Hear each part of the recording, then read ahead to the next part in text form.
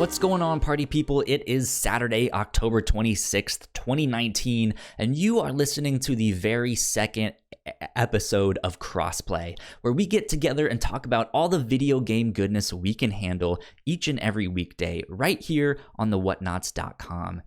Oh boy, we have a jam-packed show coming up for you today. There's been tons of game delays, including The Last of Us Part 2 and Watchdogs Legion. Shroud will also be streaming exclusively on Mixer, and Google has announced their first game studio to make games for Stadia. But we will talk about all of that and more in just a sec, so stay tuned. My name is Kyle. I'm going to be one of your hosts, and I am joined on the opposite side of this computer screen by Mick. Hello. And Ignacio.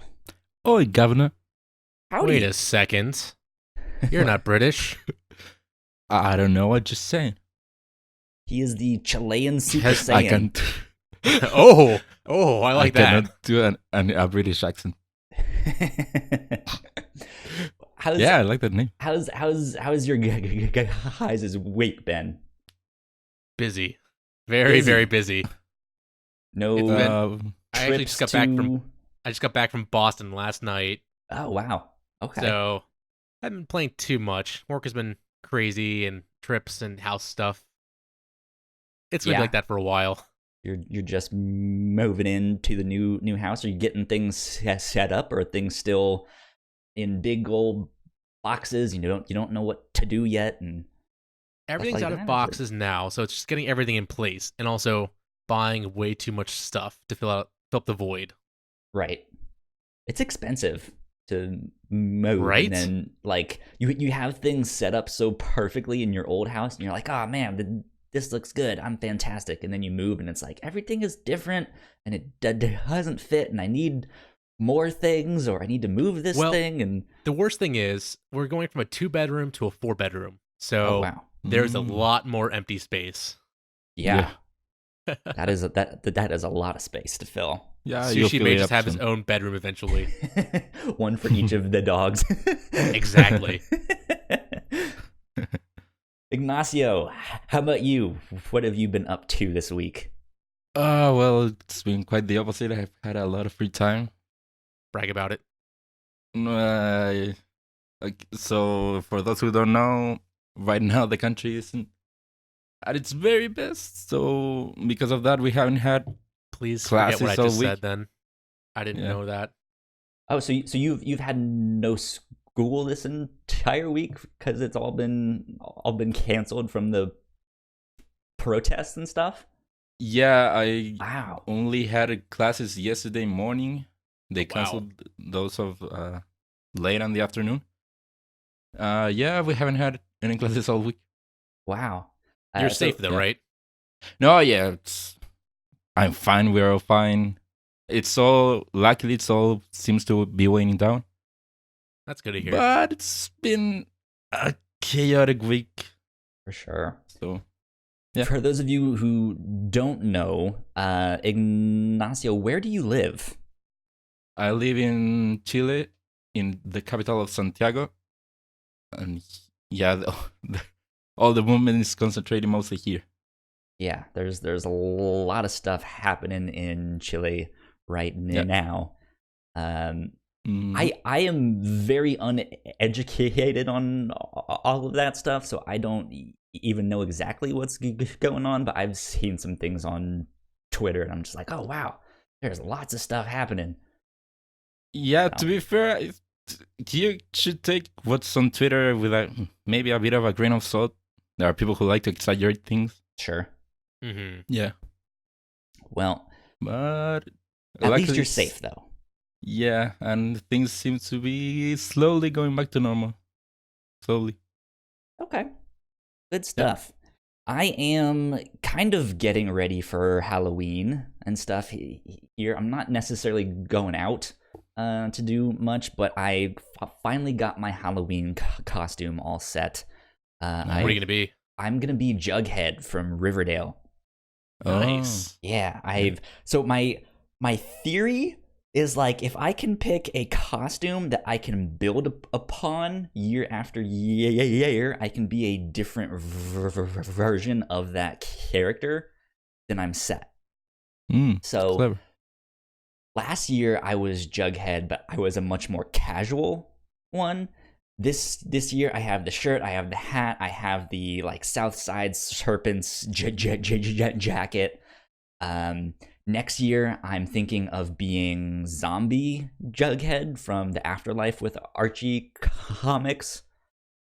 So we'll see what happens there. I might do a classic one next year.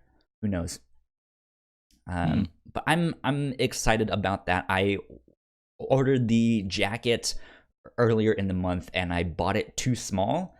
So I had to return it and exchange it, and I wasn't expecting it to get here till the 28th, but it got here yesterday on Friday afternoon. So that was nice, and I got to wear it on the captain's log. So if you guys want to go check out my costume, that'll be up on YouTube and on our website Sneak as well. Peek. Yeah. I think I'm gonna World wear it premiere tomorrow as well for the review show. I think we are doing the last of our horror month stuff for the review show. So that's been fun. That's been fun. I haven't dressed up for Halloween in so many years. No? Oh, No. come on, Ignacio. Actually, I normally have a go-to costume. Which is? Dr. Mario. Oh, nice. Nice. I get like some of the Easter eggs and use those as pills and throw them at people. I have the lab coat. It's a pretty easy costume to put together, but it always works out. And people get it immediately. No, you're Dr. Mario. The only thing is, I always get the crappy mustache and Mario kit online, and that has terrible adhesive, so it's always falling off at the end of the night. Maybe you should grow one. No, I cannot grow facial hair that well. This year you have to carry around a box, and when people ask, you'll be like, "It's a loot box. Here, bam." So speaking of video games and loot boxes and stuff like that, let's get into what we've been playing this week. Mick, do you want to start us off? So there haven't been too many changes from last week. I'm still playing Fortnite Chapter 2. I did learn that if you press jump while you're in the water, you do a little dive kickflip thing and you swim faster. No, that was pretty neat. I noticed that when you run, like if I hit the run button, it starts to swim faster. Yeah, there's that, and then also if you hit B, it does a little dash too in the water. Okay. Like almost like a butterfly dolphin kick thing. And after learning that, it was almost a game changer because I was able to escape the wall faster, I was able to get away from people or dodge bullets faster. That was a cool little thing. Gotcha. But I'm level 30 right now in the battle pass, so slowly but surely making my way through it. Have you seen the whole map? Level 6. Oh. You're not too far behind me. Well, I'm level 1 or 2. I haven't played much. I played like 3 matches last night, so not much. I was like, I should probably check it out. It's pretty. Once you get into it, it really digs its claws into you. Clearly. So how do you like the map compared to the last ones? Well, I never got to explore the last one too much, but I like it. There's some good variety. Like they have a farm that has corn patches in it. You can go through the corn. You can also blow up and mine the corn so you can get rid of it. There's a movie theater still somewhere. There's lots of retails. And there's also some places that just have docks you can go fishing off of. And they have cool loot under them. So there's a lot of cool little hidey holes. My favorite one right now is like a nuclear reactor power plant. I think it's I was there. And if you go into one of the reactors, there's wind that will push you up. Yeah. So it's much harder for you to get down, even though there's some good loot in the middle of it.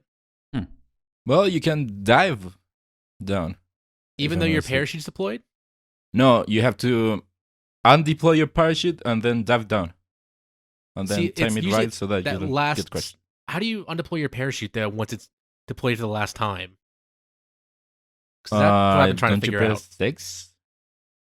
I don't think so, because I've been pressing all the buttons and it doesn't work. Because I did that the first and only time I played. I managed to get to the center. Okay. I'll try that out next time I play. Yeah. Get good, Mick. Mm-hmm. Right? But Kyle, you have been playing it too? Yeah, I dived in last night just to kind of check it out.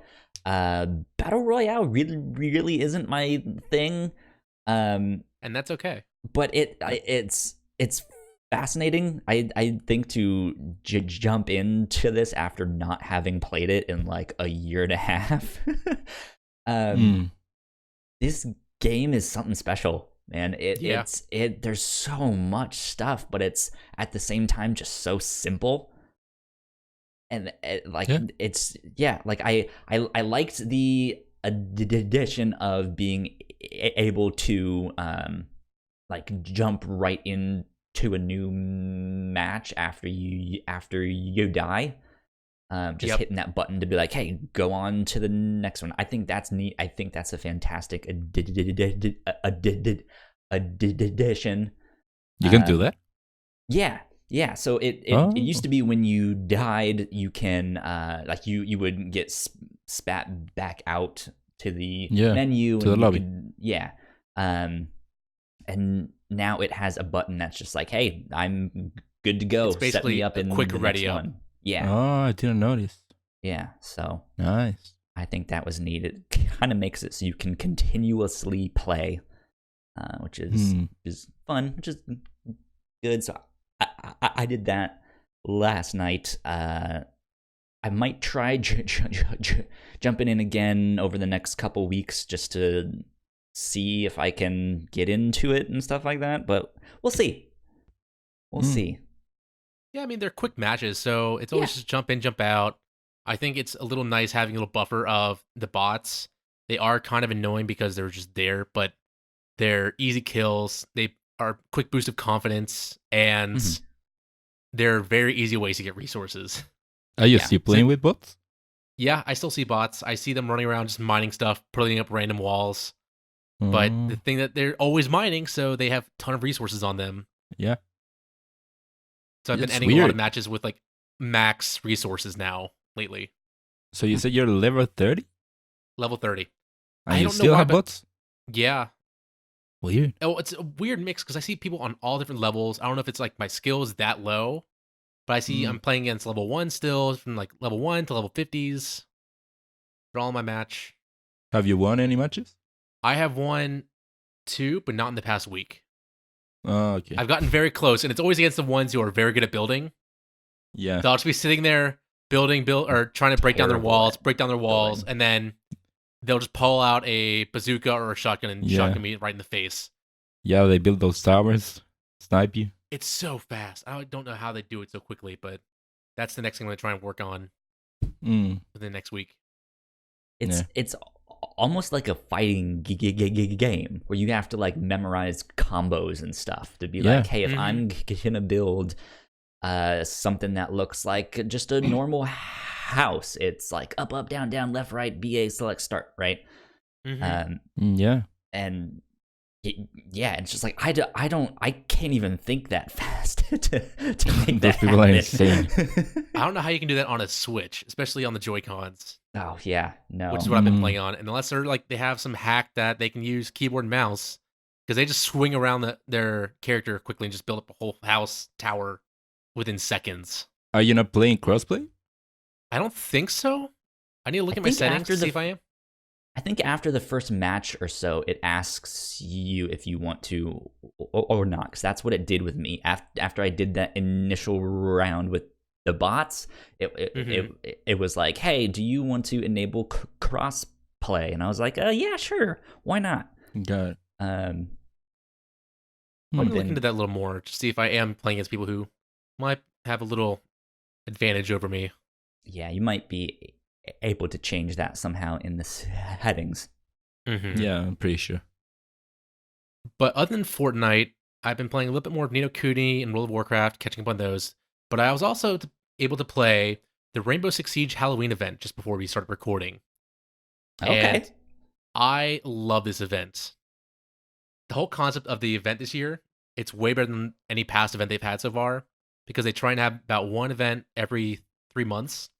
And this one, they changed up one of the maps, which is called Theme Park, into a very spooky mansion. Defenders are monsters who can only place traps down, and the attackers have hammers. So it's like your Van Helsing hunters, if you're on attack, trying to hunt down these monsters who can only place traps down. They can go invisible, but they don't have any guns or weapons to fight back. And the defenders only have to survive for 2 minutes. That's it. Oh, wow. 2 minutes, so rounds over, much. they win. Or the attackers have to kill all 5 people. Oh, nice. So it's very quick, lightning round. The hunters look hilarious because they run around with a hammer over their head, trying to run down everybody. And it just causes so much mayhem as everybody's destroying this map up. So how is that different from what they've done in the past? I've not played Rainbow Six, so I don't know. They've only had one other Halloween event, which was last year, and they changed the map House, which is a tiny little map that was at launch, and they made it into a haunted house, but it was still 5v5 normal match, but they had spooky decorations, a little smokier, a little harder to see outside because it was darker. So it was more atmosphere stuff than like here's a new mode. But also all the new operators that were only available during that map had spooky costumes on. Like Valkyrie, which is a girl who could throw out cameras, was a ghost. There are some other ones who I can't think of right now. I think it was Thermite who was a skull for a mask. Sure. But they've definitely upped the costumes this year, which is really nice to see. Okay. Good stuff. And they bring back their same model for all their events, where it's a certain amount of loot box like alpha packs. There's no repeats. You can buy them with in-game currency or real-world currency to get them all. You can buy them all at once, or you can buy them over time throughout the event. And you also have challenges that you can get more alpha packs, but you can't get all the items that way. You just have to spend money or spend in-game renown to get them. But there are no repeats, which is nice. Gotcha. Yeah. So do you often... Oh, sorry. Go ahead. I was just going to ask if you often play Rainbow Six Siege. I play it off and on. Usually at the start of every new season, I play for a little bit. I might fall off. But it's one of those evergreen games for me. I like what they do with the new operators, the update maps, and the new maps. They're definitely making it better and better, even though some of the operators' abilities are getting very outlandish. Like somebody in earlier last year was able to create clones of themselves that just stood there. And if somebody shot them and marked them on for everybody on the defending team for a little bit, there's somebody who has a zip line like Batman that can go up and through windows. There's a new operator called Warden he's a CIA agent, and his ability is he can press his glasses and can see through smoke and flashbangs. We can just see through things better. So they're just making little crazier abilities that are very unique compared to before. Okay. Is this something you think you're gonna be coming back to for the time being, or have you just been like, all right, that was the event, I'm good? I might keep on going back to it every now and then. Maybe play a match or two a couple times a week. Okay. But not playing it as much as I did. The event is for 10 days as of today. Cool. Sounds good. Ignacio, what have you been up to? So, even though I had plenty of time, I haven't played much. So, the only things I played this week have been more of Ocarina of Time. I've been slowly going through the game. What palace are you at now? What palace or temple are you at? What was it called? Dark Temple? Something like that? Okay. Yeah. So, I just got there last night. I'm slowly starting to see why people love this game so much. Like, it is a good game. I'm not gonna deny that. But yeah, it's a lot of people have played it, so most of you know already what the game is like. I've also been playing Star Wars Jedi Knight 2 Jedi Outcast. It recently came out on the PS4. Someone's excited for the new Star Wars game, I'm assuming. Yeah, for some reason I've been wanting to play more Star Wars stuff, more Star Wars games. I started playing Jedi Knight 2. Ooh. So I think it's a port of a PC game, kind of like from the GameCube PS2 era. It definitely feels like that. I haven't been able to advance much because for some reason the game seems to be so like harder than normal. I played in normal and I had to go down to easy if I wanted to play more of the game because I kept dying in the same What place. are you playing it on? PS4. Okay. Yeah. So I've been slowly advancing on that one too. The only other thing I played was a little bit of Modern Warfare last night, of the newer one. Did you play only the campaign or multiplayer? Yeah, no, the campaign. How is that? Well, like I said, I haven't played much. Like 3 stages, maybe. I still don't know what the overall story is about. It's like all these 3 stages take place in different places and with different protagonists. There seems to be an overall story connecting them all, but I don't know exactly what it is about. I think it's about this terrorist group. Okay, because I'm interested, but I'm like keeping my distance, if that makes sense. Same.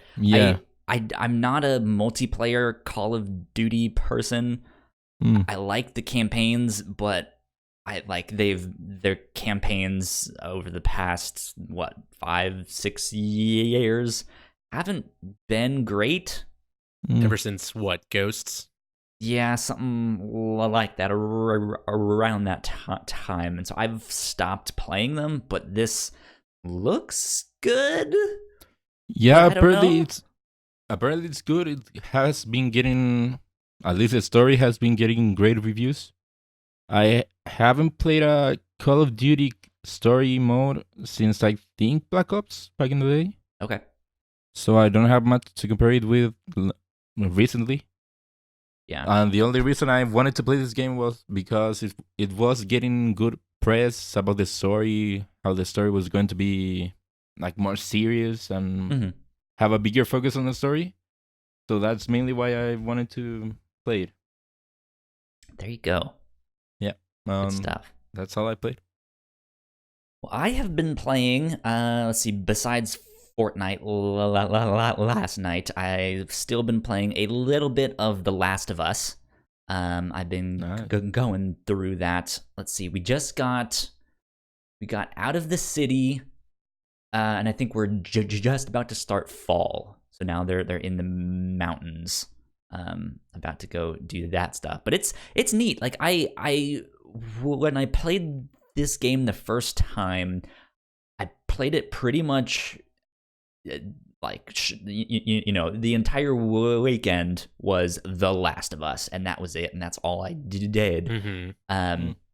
But because I'm playing this with someone else and I'm showing them the game, we're playing it in smaller chunks and not as often, but it works incredibly well as like a TV show.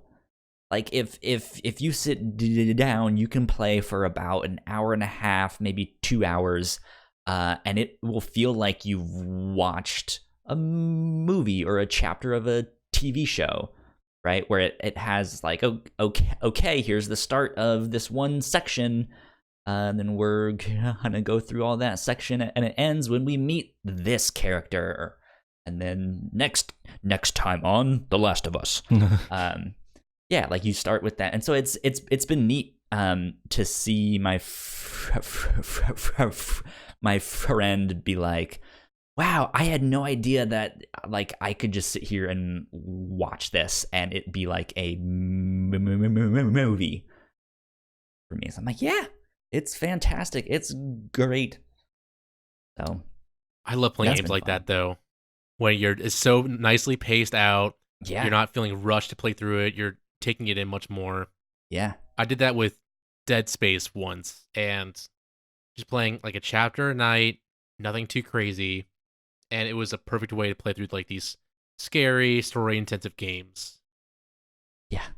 I think it was Dead Space 2 when that came out. My roommate was playing that, and he didn't tell me, but he would only play the game when I was in the room.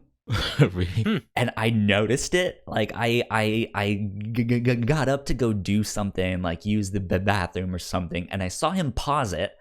And then when I came back, he unpaused it. And then I remember, I think I got up to go like make myself some dinner or something. And again, he paused it. And I came back and he unpaused it. And I was like, Sung, are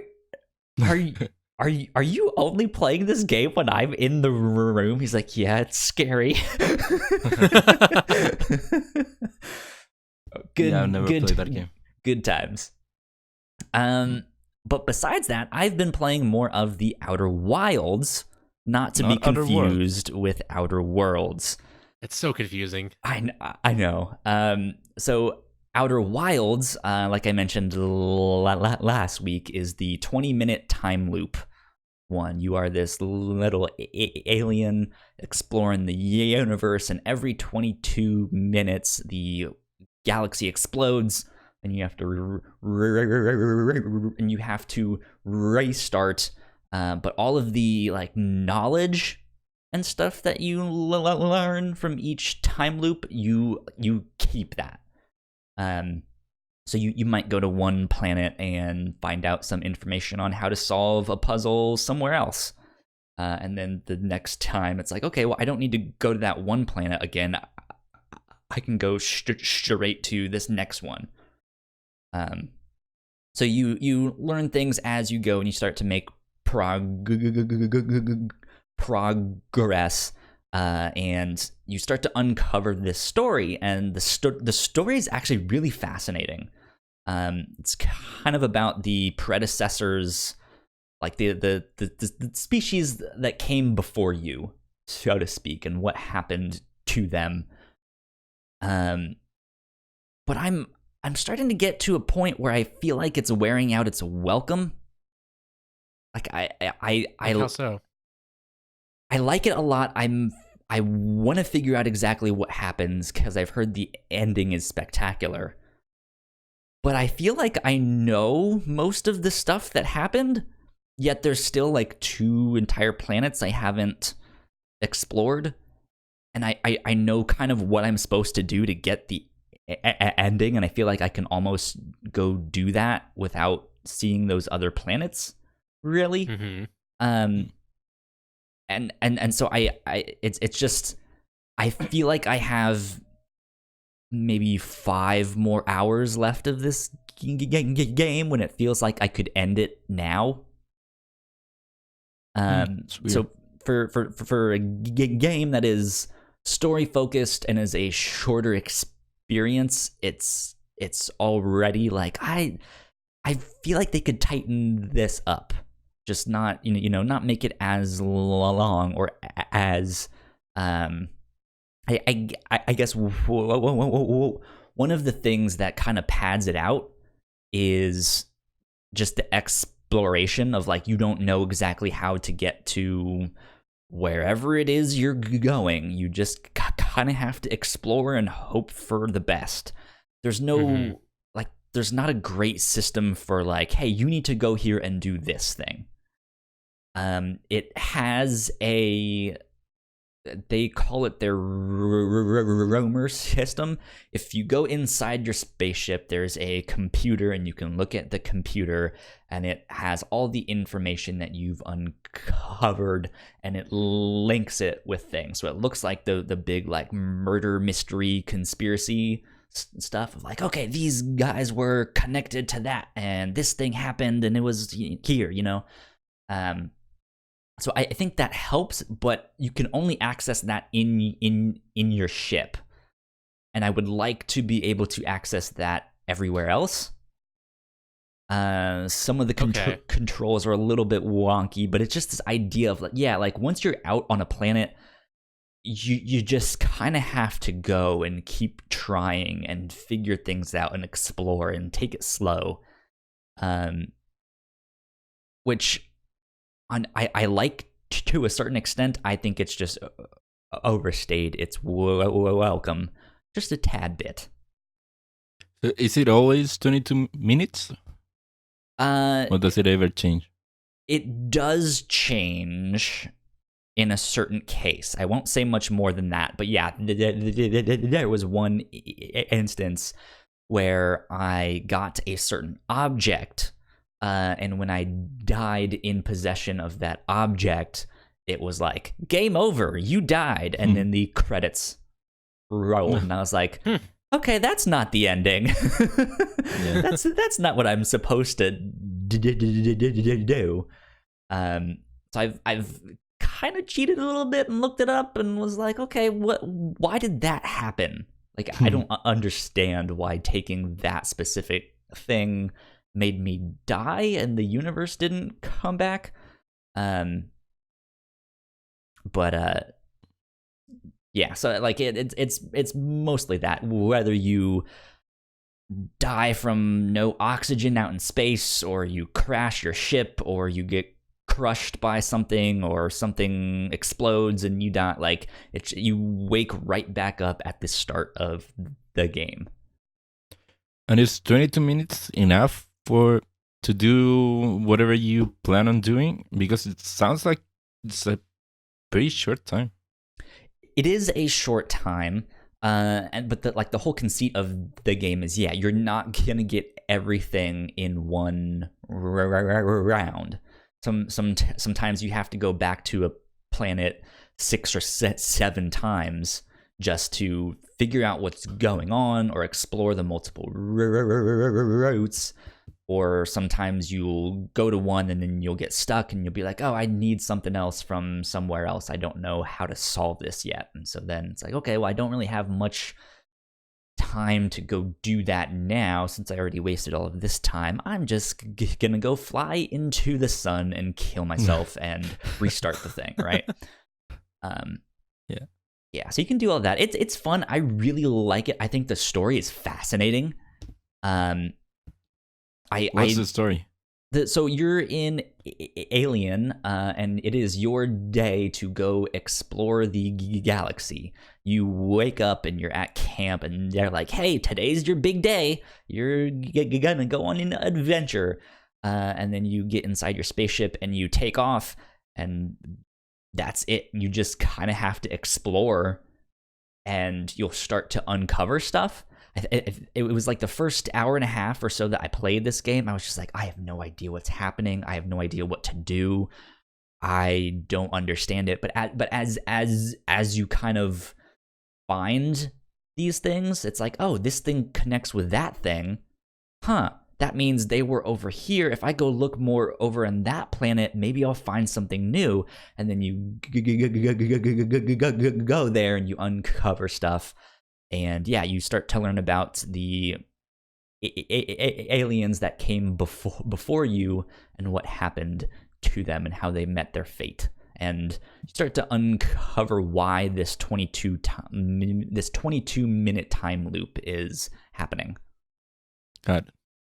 So there you go. So what about, like, any items you find during your mission? Do you keep those after every loop, or do you have to go back and collect them again?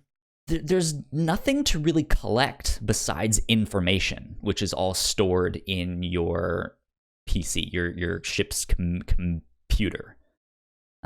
So you're not getting money or new weapons or stuff like that. There really isn't anything to shoot or attack you or stuff like that. You just go out and explore. Okay. Yeah. Got it. There are things to read, like you'll start to find this text and stuff that's been written on the walls and stuff, and you have a translator, and that will be the stuff that like uncovers the story, or will give you like bits of information, like, oh, they were working on some secret project over on this planet, go to that one. But it's neat. There's all sorts of stuff that is happening within that 22-minute time loop, that certain things are only available to you early on, or certain things are only available, 18 minutes into the time loop and stuff like that. It's wild stuff. Is it in any way similar to No Man's Sky? Because it's giving me No Man's Sky's vibes. In the sense of exploration, yes, but it's a very small, like finite universe. I think there's only like 6 or 7 planets, but you have to like keep going back to them to uncover new things. Like they have one planet is more of like a binary planet, so it's 2 small planets like circling each other, and one of them is filled with sand and one is not. And over the course of the 22 minutes, the sand from the one planet starts falling on the other one, and it starts covering it up. So, like, certain areas no longer are available after a certain amount of time and stuff like that. There's all sorts of things that's happening. There's another planet that has a black hole at the center, and it starts like sucking in parts of the planet. And then eventually, after the 22 minutes are up, the sun explodes, and you wake back up at the start. It's fun though. I highly recommend it. I think it'll be in a lot of people's top 10 lists. Yeah, you make me want to play. Yeah. Same. I've been wanting to download this on Game Pass for so long. It's good. You absolutely should. Absolutely Maybe I should. will. Let's get into a little bit of housekeeping, and then we can get into the news. First thing on housekeeping, we have an email address. If you guys want to write in and ask us questions, video game related or not, they don't have to be video game related. You can send those into Crossplay at thewhatnauts.com. And that's spelled WHATNAUTS.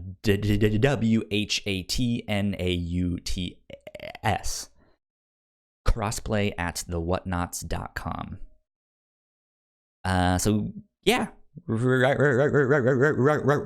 in, ask us stuff. We will take the best of the best, and we will answer them on this show. That being said, if you guys want to find our other podcasts, you guys can go to thewhatnauts.com, which is our website. You can find more information over there.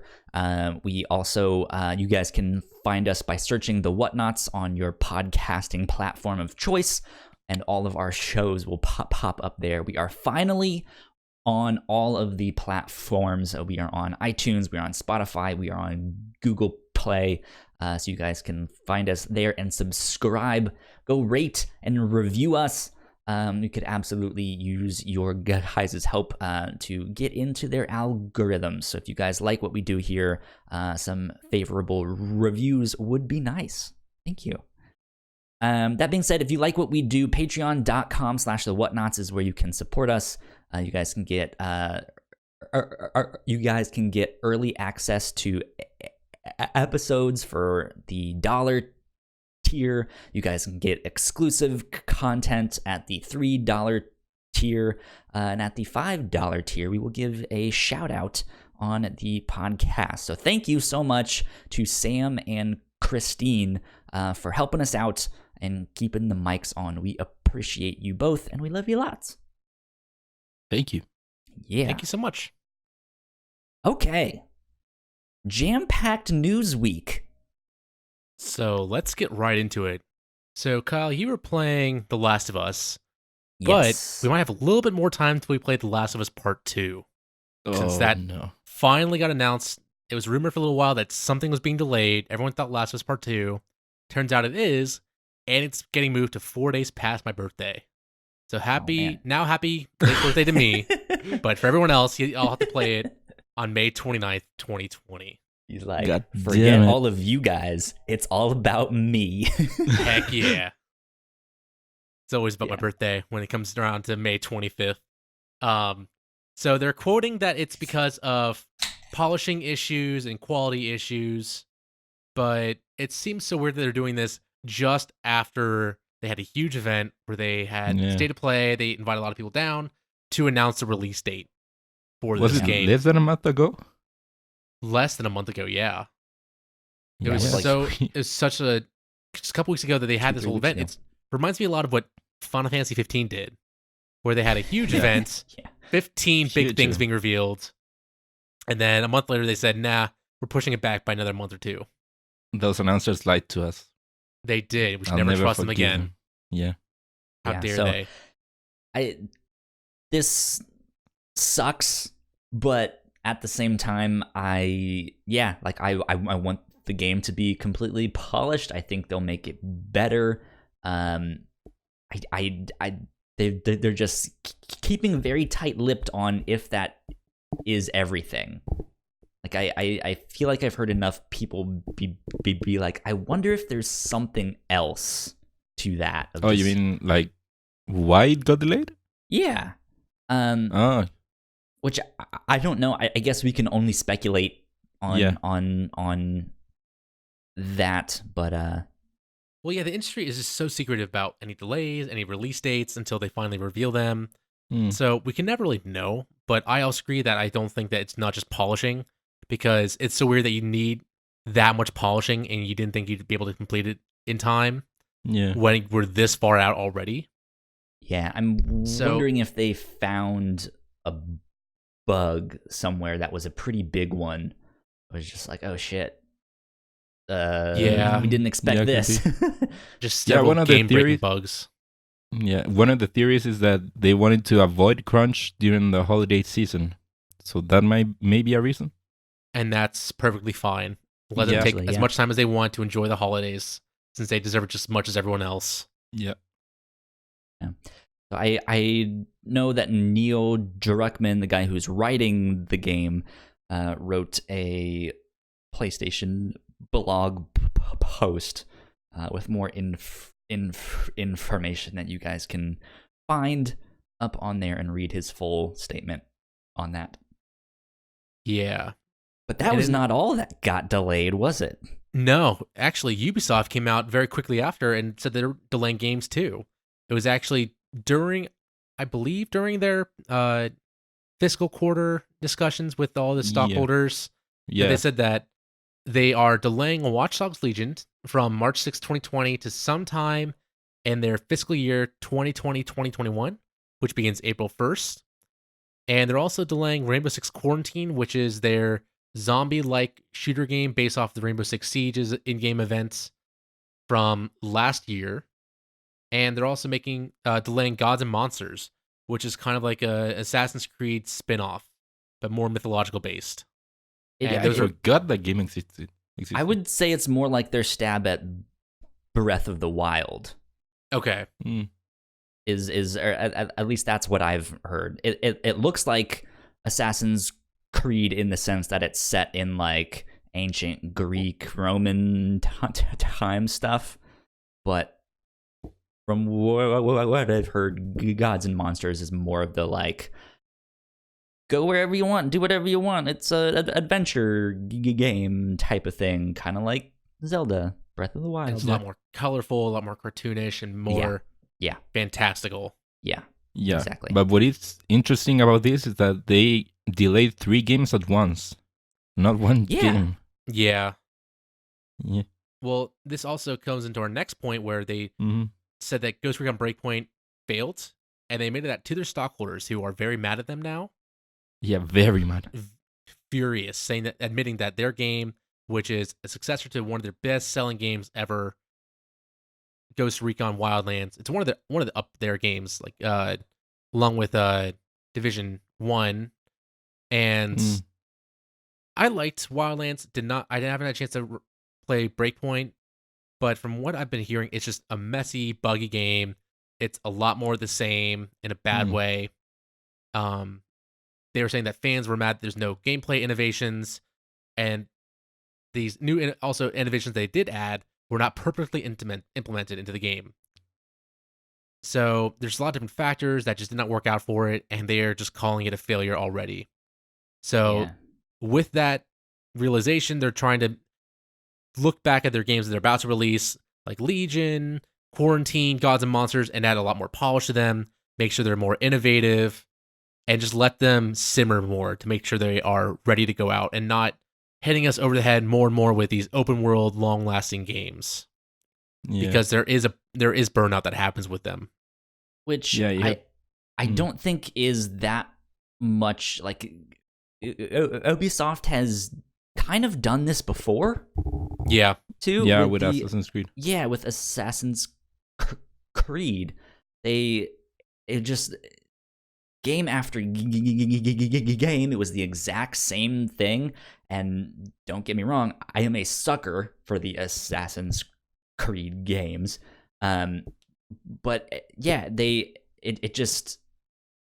it's too much of the exact same thing. And I think Ubisoft has kind of fallen into a pattern of, hey, we make live service games. Live service games should be like this.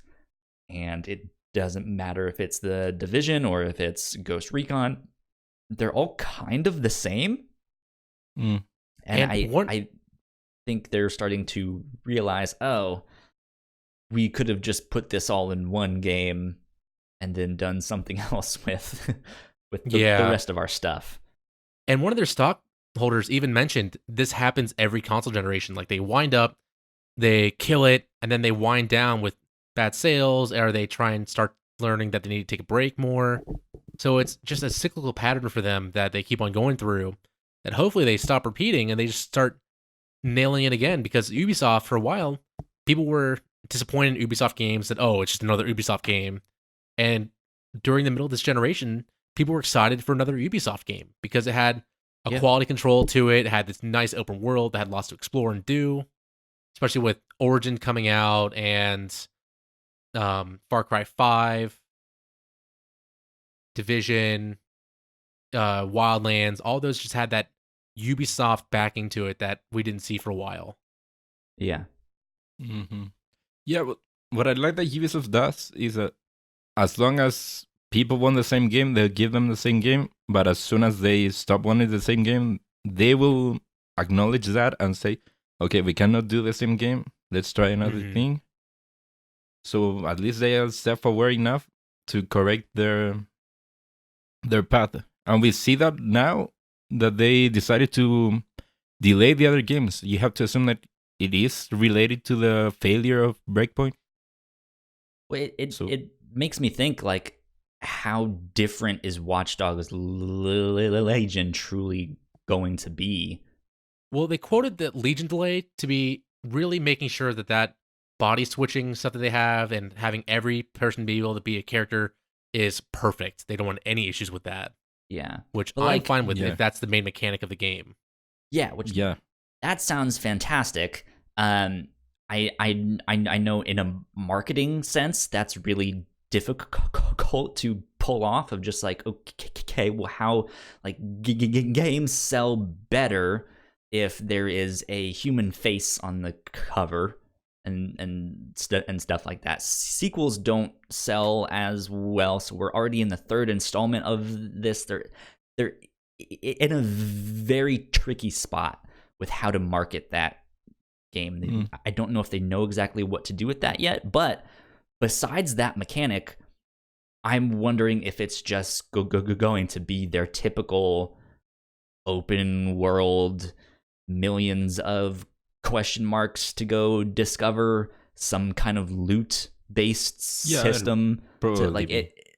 Yeah, like, I'm starting to worry that it's gonna lean, or was initially going to lean more on that. And then But that was never really Watchdogs, though. They never really had too much loot besides better quality guns, and now I guess it's going to be better quality people with better skills. Yeah. Plus, they did put a cap on. They are starting to set expectations for Legion, saying, I think you're allowed a maximum of 20 people available to you. Okay. Yeah, but so like, they are. Go ahead.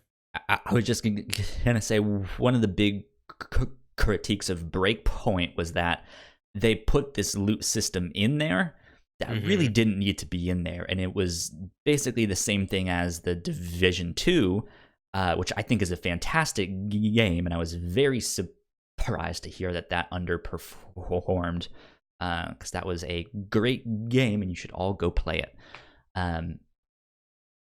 But just like it was this version of that same loot system, but it wasn't the full loot system. It just seemed undercooked, or it seemed like the light version of that, and so people were just like, well, why is that even in here then? Which it goes back to what I was saying with Watchdogs, of just like, I wonder if they were starting to put some of that stuff in the game, or had put something like that, where it's just like, hey, this is the same thing as this other mechanic in this other game, but it's not really fleshed out. It's just, you think we want a loot system in here because that is what a games of service is to you guys. So I don't know. Yeah, you have to assume that they were trying to implement it on Watch Dogs Legion, because to some extent this started with what's it called, Odyssey, where they added stuff you can pay for, like faster XP, more coins, suits, all that. Well, that was in Origin too. It was? Yeah. Huh. Didn't know that. Yeah. But I guess, at least for me, the debate exploded with Odyssey, maybe. So, Ghost Recon maybe was the natural path for them. So you have to assume Watch Dogs Legions was also trying to implement something like that, and they now are trying to pull that back. Yeah, hopefully. Yeah. So I want to ask you guys something on that same vein. Are you guys okay with almost like pay to win mechanics that aren't really pay to win if it's in single player only? Like if it has no effect on the multiplayer aspect of it. Like multiplayer is a whole other mode with its own little gear sets that you only earn in game. Are you guys okay with that pay to make your experience faster, speed it up, experiences for single player? To me, there's no problem as long as the game isn't made in such a way that you feel like you need that. Yeah. Because if it isn't, there's no problem for me, because you're not affecting anyone else's game. You're just making your game easier. It's like, so like cheat codes, unlike Shadow of War, where they did have something where there was a part where you really had to pay money to progress better. Yeah, that's the problem, when they make the game around wanting you to pay more for a better game or a better experience.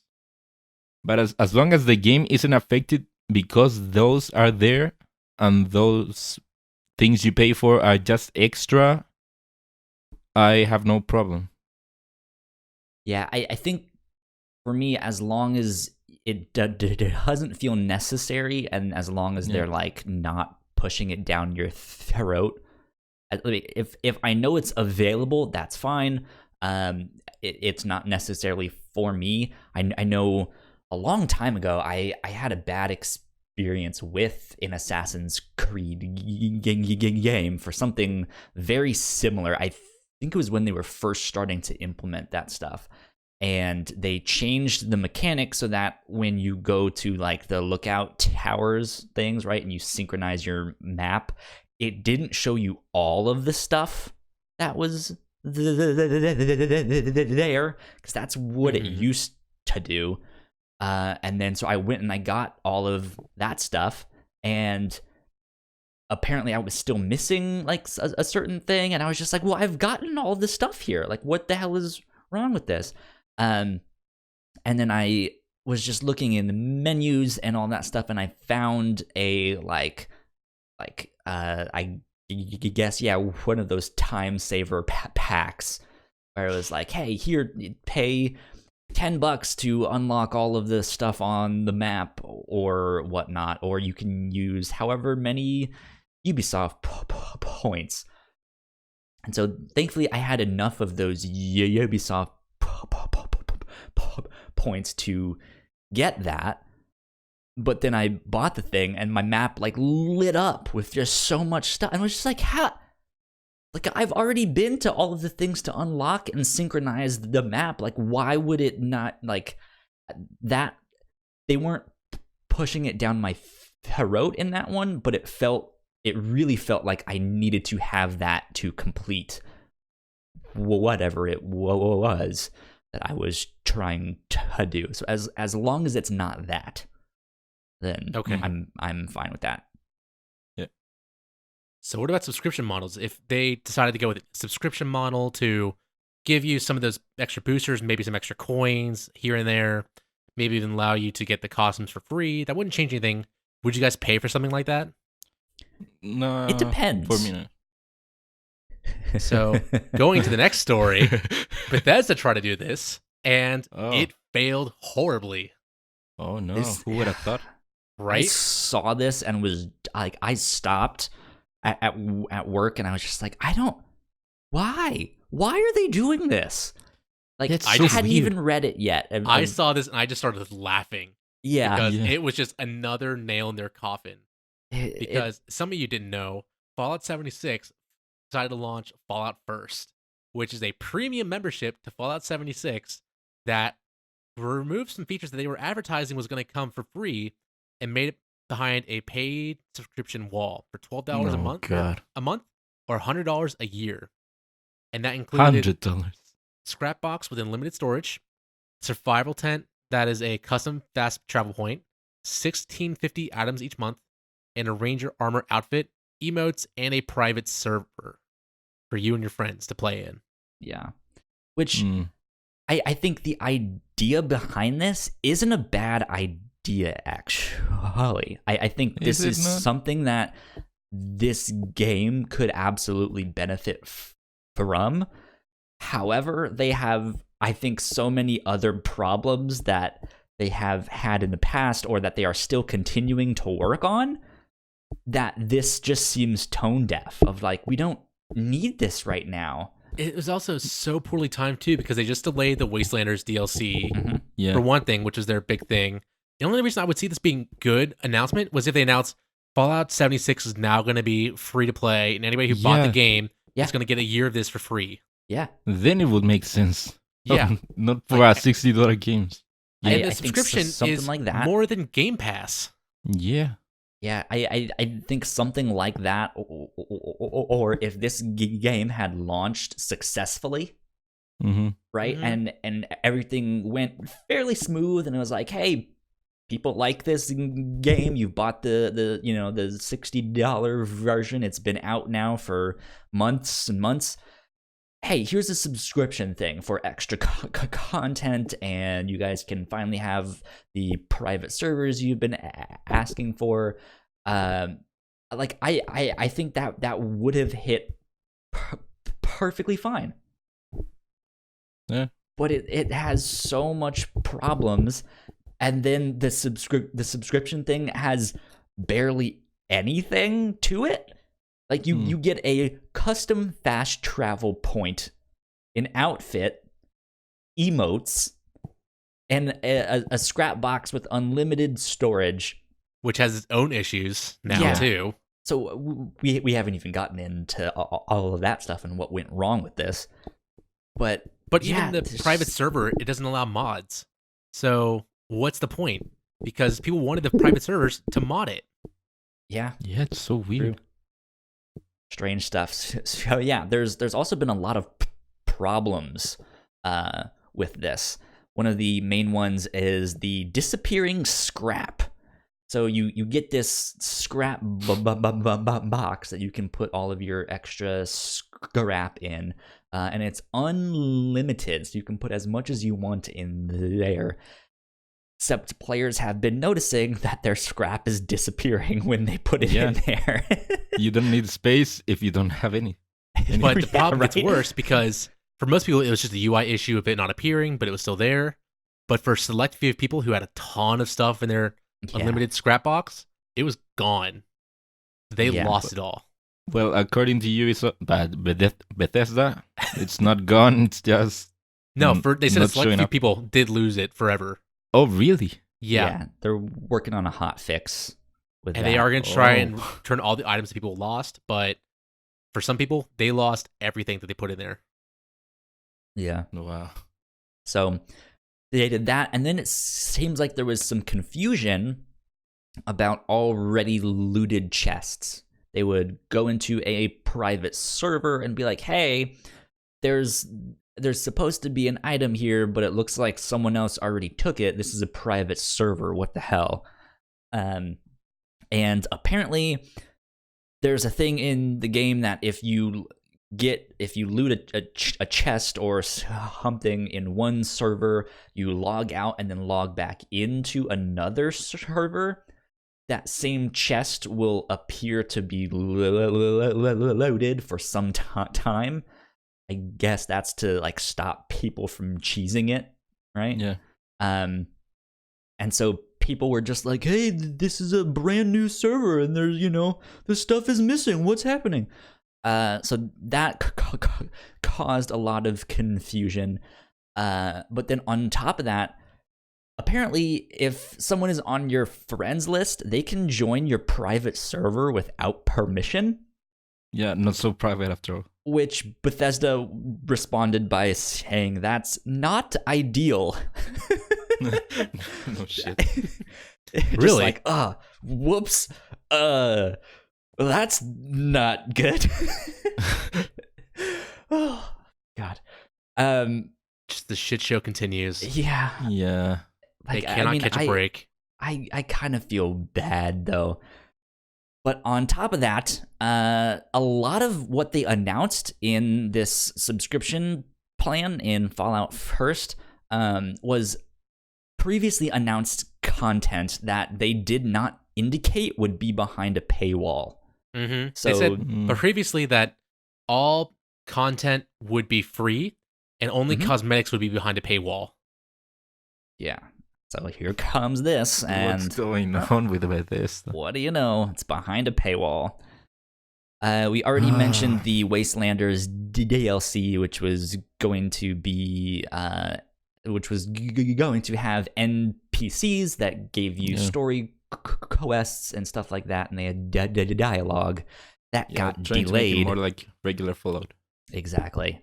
Mm-hmm. But the icing on the cake. I saw this and I this is fucking hilarious. I didn't know this one. Apparently Bethesda did not secure the domain name falloutfirst.com.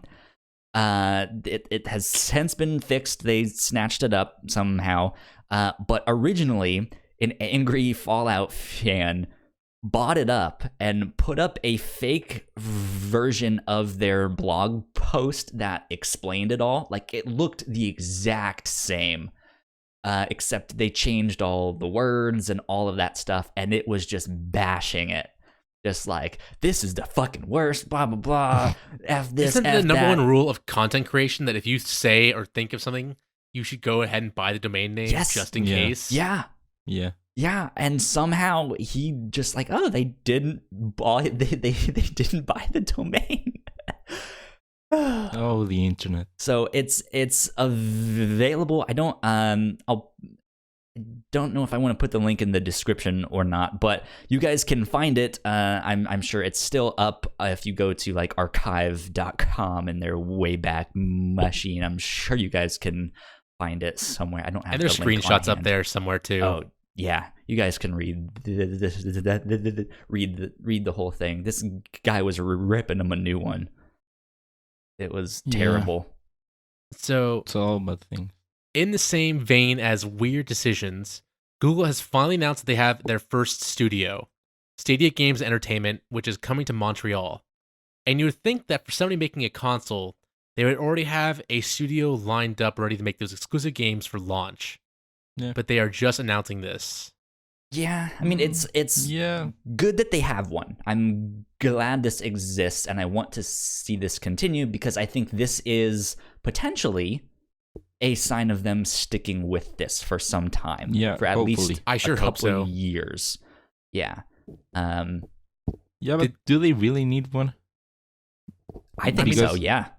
It's always nice to have that one where you can make your own exclusive content that is just for you instead of knowing like, oh, we have to keep on paying these guys more and more. They're not going to stick with us, they could always go and somebody else. But if you are funding them fully and have that one studio that is first party, then there's no doubt that you have like a watchful eye over them for all that. Yeah, for sure, it's nice. No, I'm just saying that they don't really need one. I think they do in terms of like, hey, if I'm a gamer and I have a PC, or if I have a PlayStation and Xbox or something like that, a product that has already proven itself in this industry, why would I switch to a competitor that has no track record, no exclusive games, and I can play everything on that system on the systems I already have? Like that doesn't make sense. The whole selling point of the Stadia is streaming games. So I think that's already a compelling enough reason to play there. Yeah, I think for the future, sure. I don't know, especially here in America, I don't think our internet's infrastructure can necessarily handle that yet. Or it could if our service providers didn't want to give us data caps and stuff like that. I think that would be compelling to just be like, hey, you don't actually have to have a console. You can just get a controller and hook it up to your phone or your tablet or your computer. You can just start right there. Plus, I would love to see what a company can make when they are only working with the data centers of Stadia. It's not they're limiting it or flipping switches or scrolling it around to make sure it works on Stadia, but if they are working from the ground up on Stadia's platform, I want to see what they can do with those resources. Exactly. They should be the ones to be like, hey, here's the fancy stuff that we can do with this to show developers like Ubisoft or Bethesda or whoever else to be like, hey, we can put that in our games too. Why don't we do that? Look at the cool potential that this platform has, and we already have a game that can show it, and it has people interested in that type of stuff. That's what a first-party studio can do. Yeah, for sure. It's nice. So this comes from Jade Raymond. She is the one leading this studio. She wrote a blog on Google. I guess their first studio is called Stadia Games and Entertainment. And very creative. Gonna be in Montreal. Kind of like Microsoft Game Studios. Right. Yeah. So, I mean, hey, sometimes the best answer is the simplest one. Hey, we have a podcast called The Review Show where we review things. Like that's just it's stupid simple, but like people hear that name and they're like, oh, I know what they do. Right? Yeah. So in the same vein as Google Stadia, they've also confirmed that the Founder Edition bundles will be delivered on a first come, first served basis. And the Founders Edition will start arriving at gamers' doorsteps come release date. But it's just going to take some time for some people who bought it late or the last people to get the Founders Edition to get it. So if you were one of those last minute people to get it, you're going to wait a little bit longer than November 19th. Yeah, which does make sense. It does, but if you knew this date a while in advance when you're just making controllers and it's a Chromecast Ultra, it shouldn't be too hard to get the resources on this since a lot of those are already basic components. Yeah. So it's weird that they aren't prepared for launch when they even have a set amount of people getting the consoles or getting access to it at launch. So do we know if there is going to be a problem with stock? I don't know, but this seems like it would be the only reason why they're having it be first come, first serve, unless they want to have a slow implementation of people getting onto the servers and trying it out. I don't think it's about stock because they've taken down the Founders Edition, but now you can buy like the Premier Edition. I think it's only for the UK though. Is it only for the UK? I think so. Really? I didn't see that.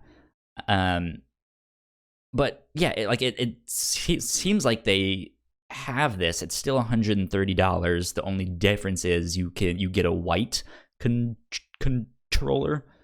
Yeah. And I think there was something else, but I don't remember. But this thing just pissed me off. I want to believe so badly in Google and that they can make this happen. Mm-hmm.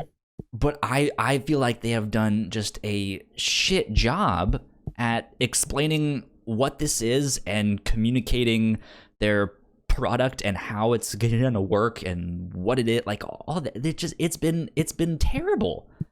We missed it last week, but apparently their wireless controller is not so wireless. Yeah, Well, they're it advertising that it's depends. supposed to be connected to the Wi-Fi and go right to the data centers, but now it's not anymore. Yeah, like it's only wireless in one instance, and everything else is going to have to be wired at the start. Yeah, but I think that's only for now, right? Yeah, it's I only think so. for now. They're hoping to But make if it that was- wireless, but But the issue is that was supposed to be a launch feature of it being completely wireless wherever you are, where you just need to boot it up and No, yeah. just boot your controller up and then you're playing a game. it's this idea that when they announced it, people thought this was going to be the Netflix of video games. And then it came out that, no, that's not the case. And then, yeah, there's stuff like the controller. Like, oh, well, you said it was going to be wireless, but now it's not. You said this was going to launch November 19th. And they're like, oh, but look at the fine print. It's starting to arrive on gamers' doorsteps on November 19th. And so it's just like, for someone who is trying to get their foot in the door and be like, hey, we are here, we mean business, we have a big swinging dick, here it is. They're just completely fumbling it. Yeah. Did either of you pre-order? I did Get not. money? I did. Okay. There you go. Taking one for the founder team. Yeah, I got the founder, so I'll let you guys know how it is if I am one of the lucky ones to get it on day one. Okay. Yeah. Well, hopefully in maybe half a year, 1 year, everything's gonna be okay. Well, they're supposed to have You the free guys will version be able to play coming it. out next spring. Yeah. Yeah. So we'll see. We'll see Yeah. what happens with that. You But guys will see in a year. Yeah. hopefully they do make some good games with this. But that's the thing. Like if they're only starting them now, then It's gonna be at least 2-3 years until we see what Yeah. they create. yeah. So Mhm. I Unless think, they've been really secretive about it. well, I Yeah. know Jade Raymond, like they announced that she was going to Google last year. So I think they've been working on stuff. I just don't think they've announced it, and I think this was the first step of them. Like, hey, we actually do have a studio. We are working on stuff. Yeah. So right now they only have one Stadia exclusive game, but it's not first party. I think the game is called Gylt, Gylt, and it's made by the same people who made Rhyme, which if you guys have not played that game was fantastic. I liked it a lot. Yeah, well, hopefully they have been working with other developers in the meantime. Yeah, so We will see. we'll see. But speaking Of course, Doom got pushed back, and that was which was supposed to be one of that was their like, poster game Yeah, for a while. so oh well. Mm-hmm. But speaking of people who are going to new companies, Mike Ibarra, who left Xbox a couple weeks ago, just announced he's going to Blizzard Entertainment. He's going to be at BlizzCon, and he is really excited to be their executive vice president and general manager. So I think this is a huge get for Blizzard because Mike Ibarra, along with Major Nelson and Phil Spencer, really helped bring the Xbox One around. He spearheaded Xbox Live and Xbox Game Pass, which both are now amazing services. Xbox Live was always good, but now with the introduction of Game Pass, Xbox is amazing now. Yeah. It's a must-buy thing if you have anything Microsoft related. So, Mike Ibarra, I can't wait to see what he does at Blizzard. What do you guys think about this news? Hopefully he can save the sinking ship. You know the feeling when you leave your house for work and then a minute later you step in dog shit? Yeah. I feel so bad for the guy. Like, I think he will end up doing some fantastic things, but this is just terrible timing. Yeah, it's worst time possible. Especially because these things are always in the works for so long. Yeah, so. But I don't think it's a sinking ship. I think it's just going in the wrong direction. It's just going in the opposite direction of what they want to go to, and hopefully can steer it back correctly. Hopefully. Well, who knows? I hopefully he can clean the shit up. Yeah. We'll find out what's going to be changing at BlizzCon in a couple weeks. And BlizzCon finally released the schedule. So a lot of people are excited to see what kind of shit show BlizzCon will be. But I'm excited for the announcements. And they have a lot of the chaos. Yeah. But they have a lot of coming soons on that schedule. So the coming soons are going to be announced soon. It's just basically a reserved spot on their schedule. Okay, so like how like Marvel does, like, hey, we have 4 movies coming out in 2023. We'll let you know what they are down the road. Yeah, but it isn't necessarily new games. It's just not panels all of them, that haven't been announced. But we can assume that some of them are going to be the new game related because they usually have 2 or 3 panels per game. So it could be 2 games, could be 6 games. We just don't know. Could be no games. Could be no games. Just going to be them trying to talk to the fans, get real with them. Yeah.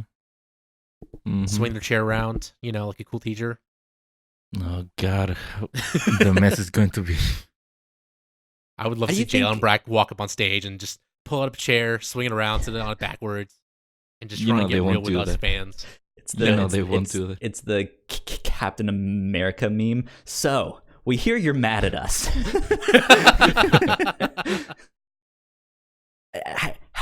How do you think they're gonna handle BlizzCon? Like, are they going to address any of the China stuff in any way? Like, how? Yeah, I don't know really anything about Blizzard. I've played Overwatch. I have that on PS4, but I haven't played it in like 2 years. I don't play any of their other games and stuff like that, so I don't really pay attention to them or how they handle things or what they do and stuff like that. So I just don't know what to expect. So it always starts off with an opening ceremony, and that's when they really fire at all cylinders. That's when they show off every new thing coming in the next year, next couple years. That's how they announce phones, right? That was at its own conference later on. But that's when they announced Diablo Immortal. They always show off the new expansion of World of Warcraft or what's about to come next for World of Warcraft.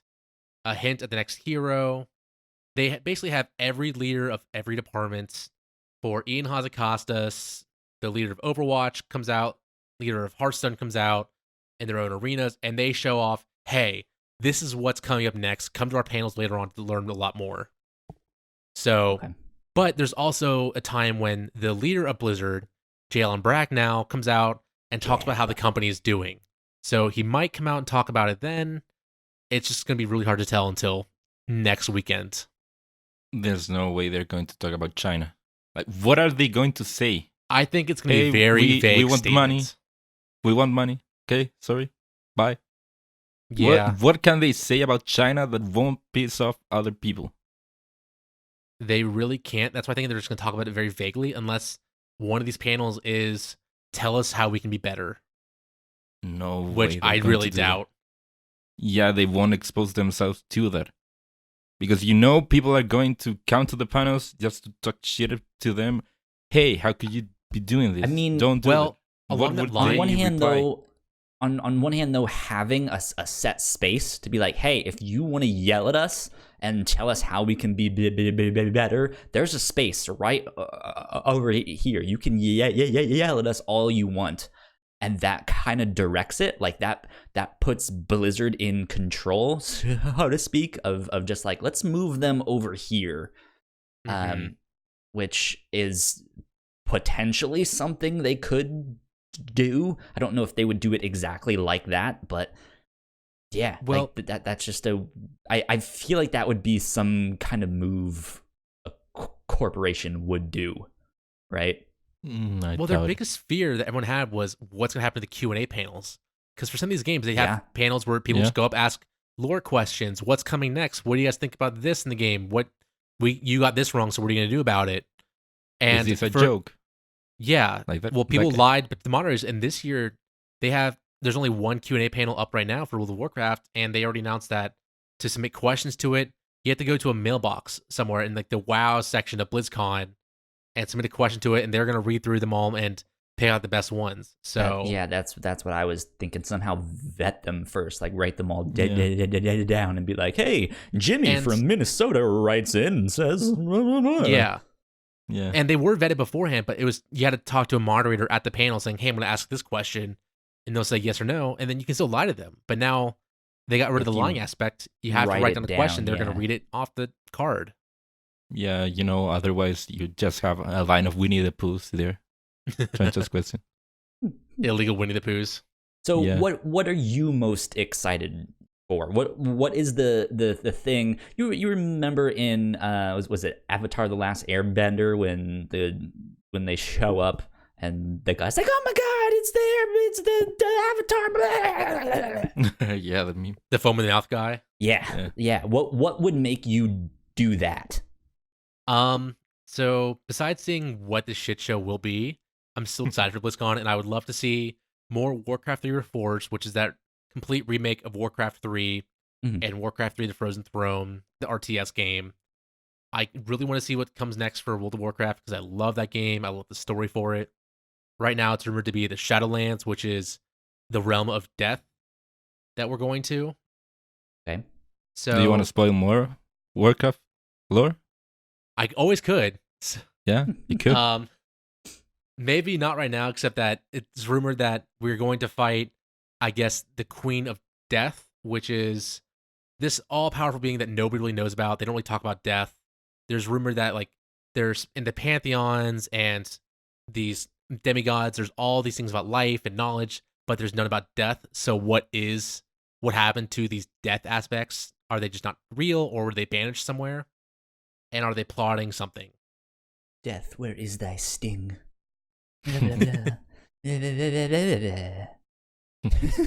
So that's what the next expansion is rumored to be, is like what is going on with death. Okay. And they've been leading up to something like that for a while now. So something along those lines for New World of Warcraft, and just making better improvements to the game will make me excited. Interesting. Yeah. Are you guys excited at all for anything for Blizzard if they do announce anything good? I'm interested in Overwatch 2 and what they're gonna do with that. I was about to ask you about that anyways. I kind of with the Ubisoft stuff, I don't know if we necessarily need an Overwatch 2 in the sense that, hey, it's basically the same game, it's just a number 2. Well, it's supposed to be a PvE portion to Overwatch, and Overwatch was spawned from a new MMO that they were trying to create called Titan, which was a more modern, postmodern futuristic world with flying cars, but it's still based in reality. And there are these heroes, and you're going around this world exploring stuff. And then they decided to scrap that after many years of work on it and created Overwatch from it. So I would just love to see them have a better basis and more focused portion of story for Overwatch, because the lore and history for Overwatch universe is so cool. Yeah, reading the comics and the backstories for all the heroes and the cutscenes and shorts, they're all really interesting. So having a PvE version of that will be cool. I can see them doing an Overwatch 2 if it's, like a different portion of the game, so to speak. Like, I would love a story campaign. I don't know if we'll get that, or somehow if they can make some kind of single player narrative or something that they can continually add on to, or do something like that. Like, if they can make another service style game but have it serve a different audience than Overwatch and have them support both of them, I think that might be neat. Like, I don't know. The only other comparisons that I can really think of similar to that would be if Call of Duty kind of splintered off there. Like, hey, here's one game which is our campaign game. Here's our multiplayer game. Here's our zombies game, right? Like, I don't. But they are kind of doing that with the downloads for Modern Warfare because you can download certain parts of it. Sure. Yeah, I forgot to mention that. You can download parts of the game. Only parts of the game. That'll be a big feature in PlayStation 5. Mm-hmm. Yeah, but they already had made that promise before the launch of the PS4. Mm-hmm. So it's the same exact thing. Yeah, I remember that too, where they said you can just download the campaign version of the game. Yeah. And that was there at launch for like a couple games, but then they got rid of that. But like that almost begs the question of like, well, if that's going to be a main feature, why do developers need to package all of that in one thing? Like, why can't they just like, hey, here's here's our single player campaign, and that is Overwatch 2. But if you want to play the regular multiplayer version, that's just regular Overwatch. I don't like could do that. That's not the best naming conventions, but yeah, like they could do something like that, where Overwatch becomes a brand, so to speak, and then underneath that you have like, hey, here's our twitchy shooter multiplayer thing. Here's our more like narrative focused DLC comes every 3 months story stuff. That's kind of like what Fortnite is now, isn't it? Because they have Save the World and they have the free-to-play version that is the Battle Royale. And Overwatch on PC, I believe, is free to download and free to play. Really? It's only you have to pay on consoles. If I'm wrong, please tweet at me that. But I think that's how it is now. Or let us know at our email address, crossplay@thewhatnauts.com. Because I think in your correction. You guys can finally correct the nanobiologist. Please do. Who sends in all of the corrections. The kind of funny games daily. Or maybe it's much cheaper on PC, while like it's like $20 or $30. But if you want to pay and get extra skins, it's $60, which was the normal price for a console. But I mean, Fortnite, it's free to play, and then you can also buy the campaign if you want separately. Yep. True that. We'll see. Yeah. We'll see what they do. Well, that's only next weekend, so we're going to find out very shortly. And I may not be paying attention to the next podcast because I'll be watching all the BlizzCon news coming out. Last thing on the docket today is Shroud got bought out by Mixer and is following Ninja to Mixer. It wasn't disclosed how much, but he is leaving Twitch. His channel has been shut down. I think they said that people were reporting that you cannot find it anymore on Twitch. And he found a new home. So congratulations to Shroud. Congratulations.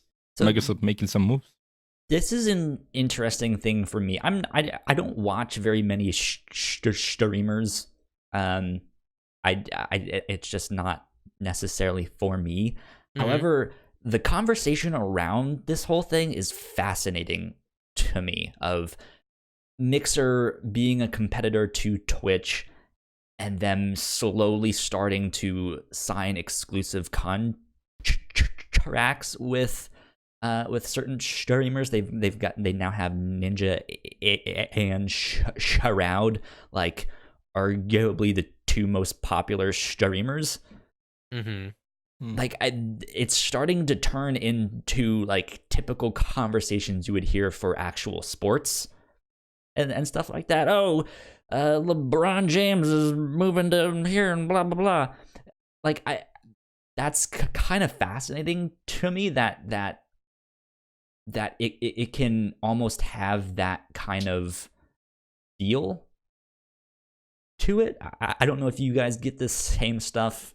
I get a feel that's like when Friends is moving to a new streaming platform. It's just huge contracts. People are buying it out. People are offering more money somewhere else, and so the people are gonna follow the money. And the money is now at Mixer because Microsoft is almost a bottomless pit, blank check of money. Yeah. Yeah, we have to see what the impact is. Either, Because yeah, I saw a chart that said like Mixer was like 4% of the streaming audience, while Twitch was still like 50% of the audience. So we'll see how that changes now that Shroud and Ninja are on Mixer. Is it going to increase more? Is just the availability of Mixer going to change? yeah. Because the question is, are the people there for the streamer or because the streamer is on a platform? Yeah. So we shall see what the impact is on Mixers, maybe gaining more ground. So the theory for Ninja was that Microsoft bought him out because when Ninja started streaming, he was a professional Halo player. Mm-hmm. I don't know too much about Shroud. I know he does PUBG a lot. He is a big shooter player. He does a lot of Apex, Okay. a lot of PUBG. He's just an amazing shooter. If you watch him, do you think this could add to, like, is this potentially again for Halo of like, hey, we're gonna have a multiplayer, we're gonna have a battle royale, we're gonna have that stuff, and they really want to go big with Halo, or is it something else? Do they have a new battle royale up their sleeves that they think is gonna hit the market? Do they have something else? You have to assume Microsoft is going to use Shroud and Ninja to promote their next games. Absolutely, yeah. True. Yeah. But it's also that name recognition of Shroud and Ninja, who are known for, playing Halo or in Fortnite and Apex, but it's also just that name recognition because they are so popular. Like, Ninja is in the mainstream media. I was watching The Masked Singer, this new show, and he was on that show. Yep. Yeah. He has transcended streaming to be in mainstream media news. Yeah, he has been in late shows recently. So just that name recognition really is going to help the platform, I think. Yeah, for sure. Mm-hmm. What do you think? Besides the games, what do you think Twitch's response needs to be? Do they? Can they have a response? Well, I think it's going to be similar to what the Epic and Steam debate is like just paying people better. Because another rumor for Ninja going to Microsoft is that they capped the contract out for Ninja. Like, they were trying to offer more, but then they just capped it. And Microsoft said, no, we'll pay you even more. Yeah. So it's just having better deals for their streamers to keep them around. Yeah, because it's not like Twitch can go anywhere and poach any streamer. So they have to work harder to keep those they already have. Exactly. Yeah, which I'm wondering if Twitch even needs to respond with that. I'm kind of leaning in the sense that they do, that they just to not give Mixer such a strong foothold, right? Like, if they want to hold their place as like the number one spot to watch video games and watch streamers and stuff like that, I think they need to start locking down some of their talent, or like pushing up new ones of like, hey, here's someone that not everybody knows, but we're gonna make you into the face of Twitch or something like that, right? Yeah, they'll have to become more proactive in this. And I'm probably gonna have to. They probably have to make more deals with companies, because Microsoft and Mixer's big thing is, if you donate money, there are options that you can affect the game for people. Like in Microsoft or Minecraft, I think you can spawn in enemies if you donate a certain amount. Twitch has some stuff like that. Yeah, too, right? Not nearly as much, I don't think. I think there's like voting for cluster truck that you can do, but with Borderlands 3, you can get loot from it. But it's not really affecting the gameplay as crazy as or ingrained as Mixer is with games. Okay.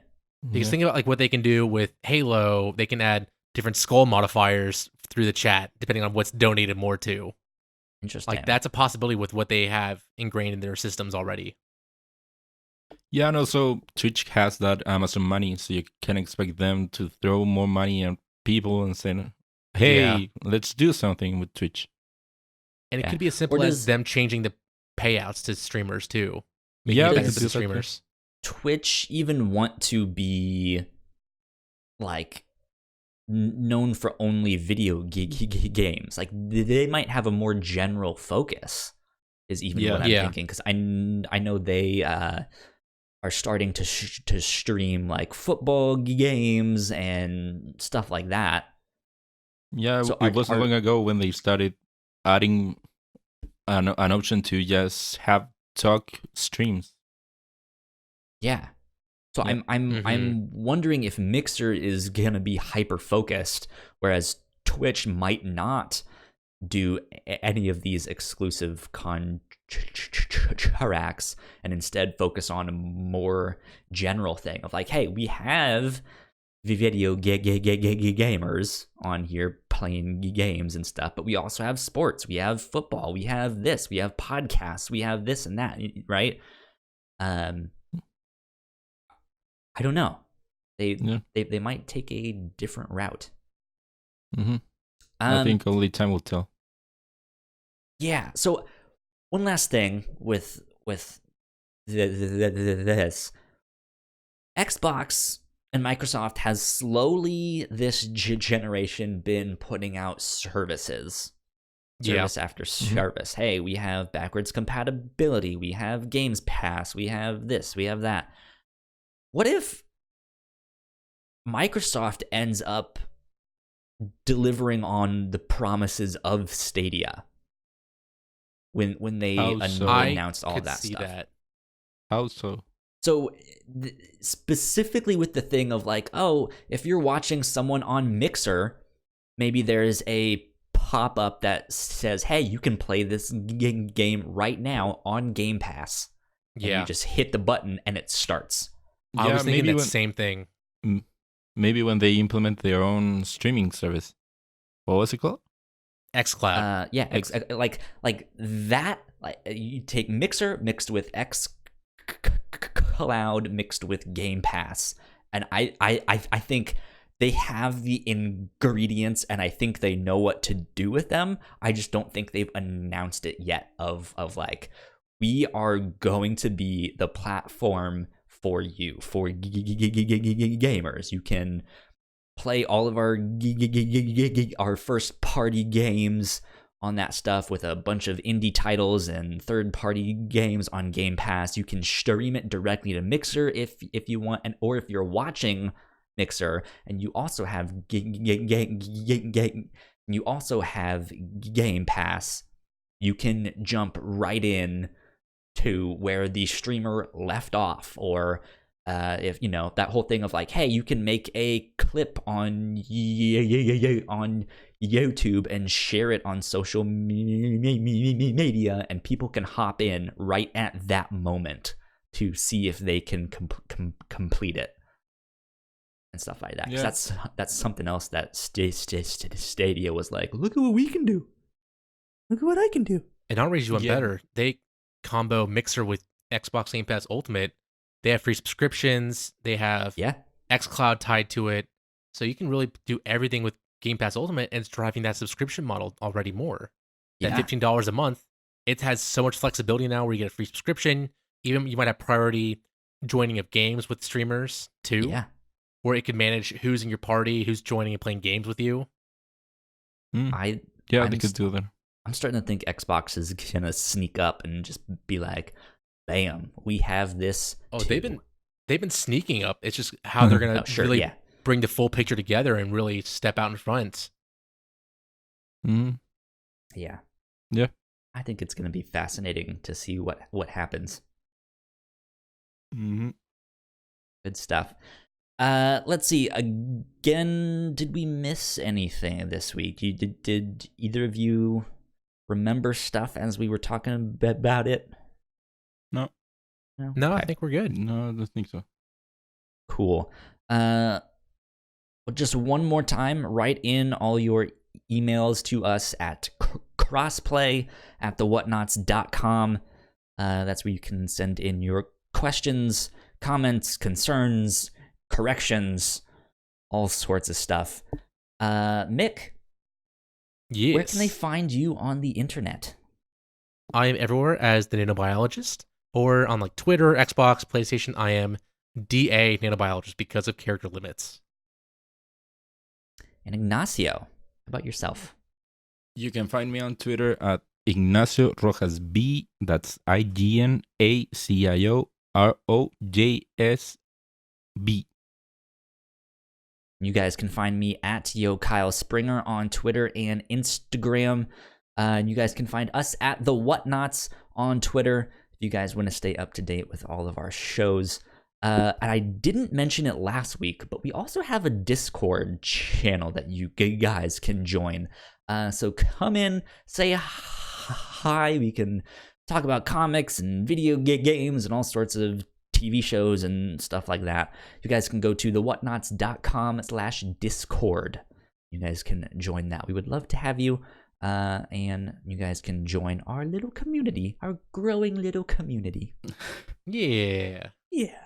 Come join us. Foster you up with evil doings. I don't know where that was going, but yeah. Are you okay? I would just like my minions. Come join me. Yeah. Really embracing the Halloween spirit. Exactly. Well, with that, we will get out of here. We will be back next week with a brand new episode, so stay tuned, and we will see you then. Bye. Thank you so much for checking out that episode of Crossplay. Go right in the comments below what game you are most excited about for 2020. And we would love to hear what you guys have to say. In the meantime, go subscribe to our channel right up here, because we have all sorts of other videos, like this one right down here in that corner.